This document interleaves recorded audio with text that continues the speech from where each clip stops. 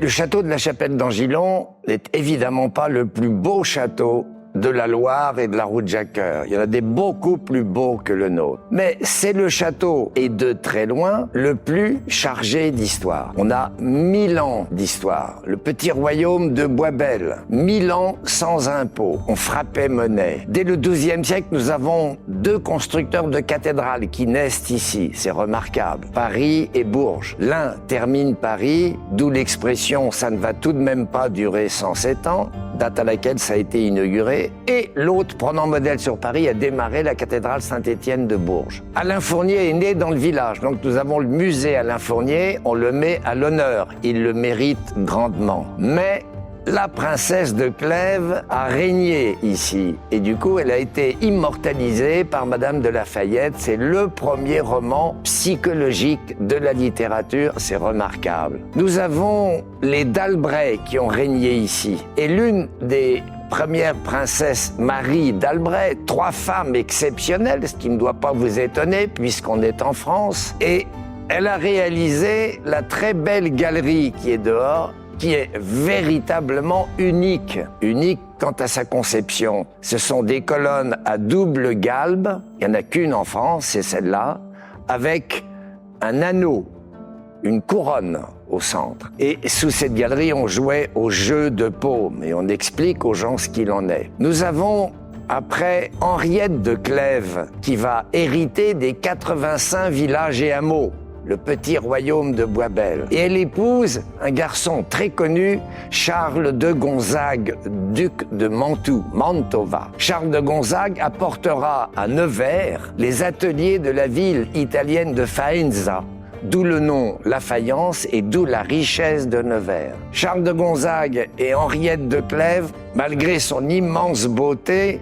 Henriette, ils n'auront pas d'enfants. Et en pleurant, ils vendent le petit royaume. On comprend leur tristesse, pas de dauphin. Et avec l'argent de la vente, il ne se laisse pas abattre. Il fera construire sur les terres d'Henriette de Clèves, son épouse, la ville qui porte son nom, Charleville-Mézières, avec la place ducale, magnifique, extraordinaire, et l'architecte Métézeau. Le duc de Sully achète le petit royaume de Boisbel. C'est un personnage incroyable. On lui doit l'éternel Pont-Neuf, on lui doit l'Arsenal, on lui doit les ponts, les ports, les voies navigables, les écluses. Et il décide de construire une capitale pour le petit royaume. Et il fait construire la ville d'Henrichemont. Henrichemont, mon cher Henri. Non content de mettre Henri IV, son patron et ami, à l'honneur, il va demander à Salomon de Brosse, que tout le monde connaît. C'est le grand architecte du Palais Médicis à Paris, le Sénat. Et c'est l'architecte de la terrasse du château. On est très fiers. Voilà que Sully, comme je vous le disais, non content de mettre Henrichemont, le roi, à l'honneur, il demandera à Salomon de Brosse de prendre le blason d'Henri IV, qui est très géométrique. Il y a 2 carrés, des flèches, et ce blason devra être le plan d'urbanisme de la ville d'Henrichemont.